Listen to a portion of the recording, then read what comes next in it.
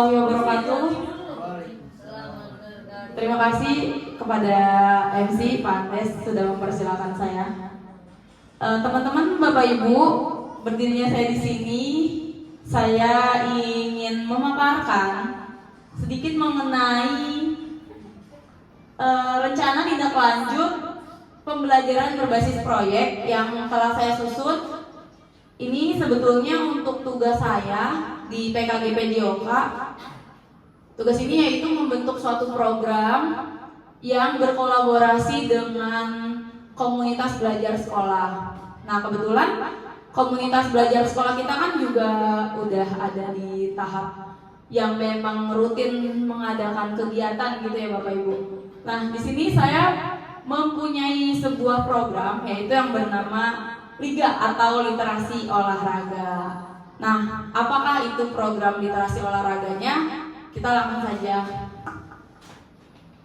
Jadi program Liga atau Literasi Olahraga ini adalah sebuah program kokurikuler, program yang biasa masuk ke dalam pembiasaan dengan pendekatan berbasis aset, dengan memanfaatkan dan mengoptimalkan kreativitas peserta didik pada bidang olahraga.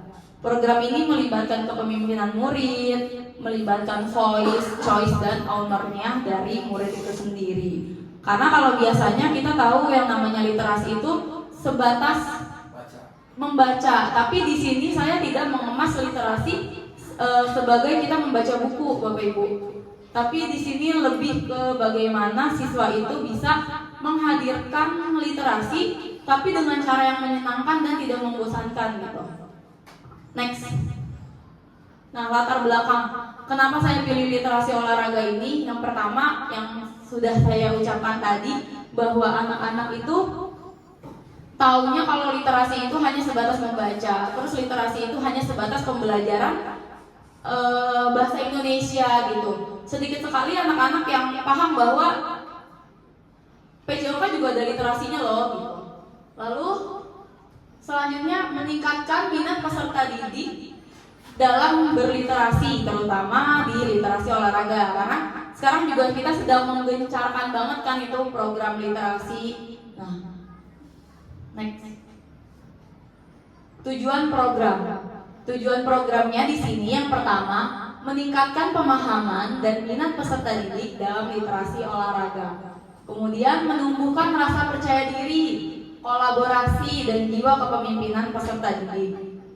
Lalu menggerakkan komunitas belajar di Belbisa agar terlibat dalam kegiatan ini. Jadi komunitas di Belbisa ini kita juga tidak hanya fokus di berbagi praktik baik yang sudah sering kita lakukan, tapi melalui program ini juga kita bisa berkolaborasi gitu. Ini adalah capaian dan langkah ya dan hasil yang diharapkan untuk tiap tujuan. Capaiannya terbentuknya siswa yang memiliki minat dalam berliterasi, percaya diri, dapat mengekspresikan kreativitas dan dapat mengekspresikan potensi yang mereka miliki. Lalu tumbuhnya pada siswa profil pelajar Pancasila pada dimensi berpikir kritis dan kolaboratif serta berkebinekaan global. Lalu langkah-langkahnya yang pertama, mendiskusikan rencana program ini kepada Bapak Ibu guru nih semua, kita sebagai komunitas belajar TIBEL. Lalu setelah itu mendiskusikan juga kegiatan rencana ini kepada peserta didik. Lalu mendapat dukungan dari kepala sekolah, orang tua. Nah, selanjutnya hasil yang diharapkan terbentuknya siswa yang memiliki minat terhadap literasi, berwawasan global, bertanggung jawab. Next, Istia. Oke, selanjutnya ada struktur program dan mitra. Nah, target dari kegiatan literasi olahraga ini adalah seluruh peserta didik dari kelas 1 sampai dengan kelas 6. Lalu waktu kegiatannya dilaksanakan setiap 1 minggu sekali, tapi di minggu ketiga. Jadi kan kita udah full semua nih pembiasaan. Di hari Senin ada upacara, hari Selasa ada untuk kegiatan olahraga. Nah, nanti kita selingin di kegiatan olahraga itu. Jadi misalnya di minggu pertama itu kan ada makan bersama ya, kita sama jalan. Di minggu kedua kita senam, minggu ketiga kita literasi olahraga, dan minggu keempat kita kembali senam. Lalu program dilaksanakan sebulan sekali dengan jadwal, dimulai dari kelas 1 bergantian sampai dengan kelas 6, atau mungkin bisa dibalik biar kelas tinggi yang lebih dahulu. Mitra utama yang berkolaborasi adalah modal manusianya nih. Yang pertama, kita sebagai komunitas belajar sekolah, lalu ada murid dan orang tua. Nah, secara keseluruhan semua berkolaborasi dari mulai terbentuknya program, lalu berjalannya program, dan nanti hasil evaluasi. Semua harus berkontribusi bersama.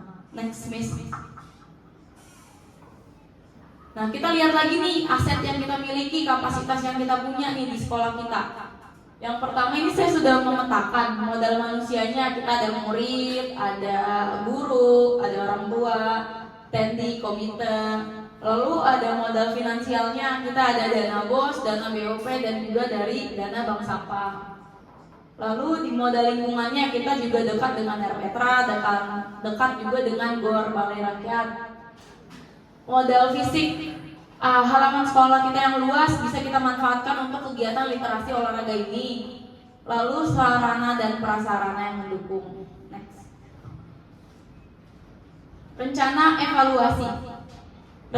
Jadi setiap kegiatan itu alangkah lebih baiknya kalau ada evaluasi. Nah, saya juga sudah merencanakan rencana evaluasi dilaksanakan setiap 1 bulan sekali setelah selesai kegiatan.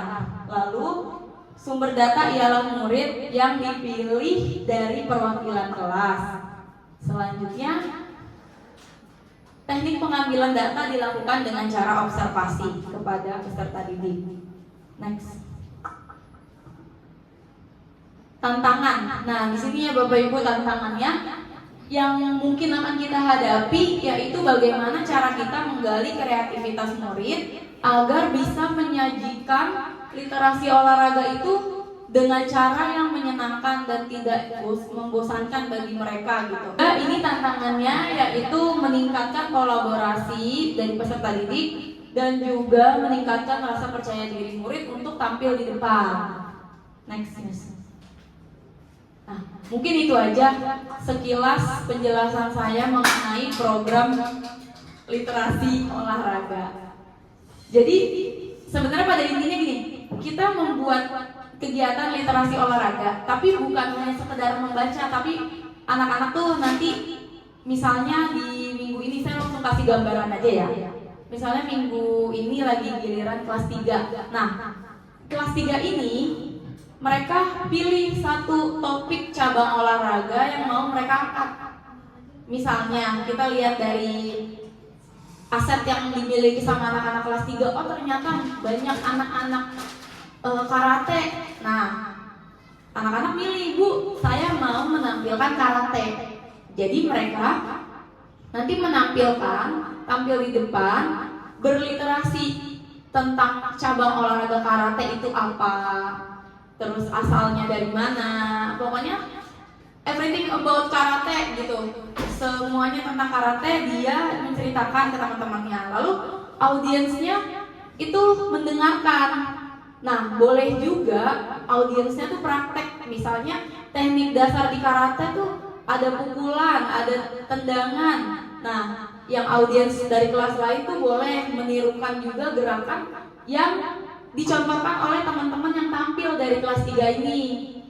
Lalu setelah itu di akhirnya teman-teman yang tidak tampil itu nanti akan menjawab pertanyaan, akan diberikan pertanyaan dari anak-anak yang tampil di depan, sebagai evaluasi juga seefektif apa kegiatan ini gitu, seefektif apa mereka berliterasi di depan, anak-anak tuh mendengarkan atau tidak gitu. Sebenarnya itu intinya gitu Bapak Ibu.